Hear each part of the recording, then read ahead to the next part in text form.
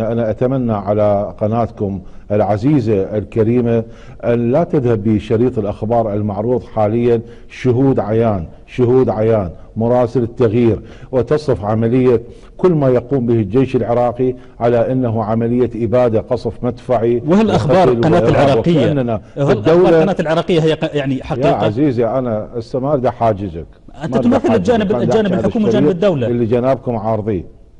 كل يوم نحن نخرج صور على التغيير، فيديو، يعني ليست صور حتى فوتوشوب، فيديو يظهر أطفال قتلى ونساء.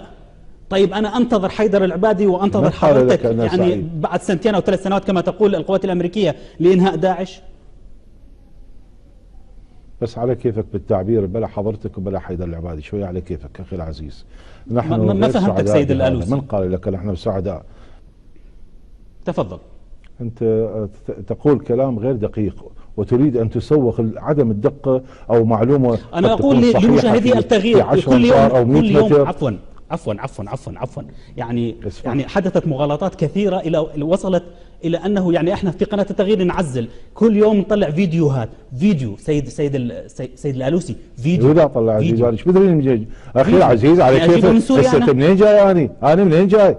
أنا جاي من الهند، مو أنا ابن الأنبار، ابن الفلوجة وابن رمادي. أنا أعرف حد النكبة الكبرى. أنا أعلم أنه عندي أكثر من 1,000,000 مواطن الآن نازح أريد عودتهم إلى هذه المناطق. أنا أتحدث عن حرب داعش والقاعدة والمتطرفين السنة اللي هم في مستوى داعش والقاعدة، وأنت جنابك تتحدث لي عن المقاتلين الأشراف، والعراق كله الآن أصبحنا ميليشيات وأصبحنا خارجين عن القانون. أرجوك أن نحترم. لو رجعت كلامي أنا لم أذكر المسلحين لا بخير ولا بشر. لا بخير ولا بشر ذكرت المسلحين.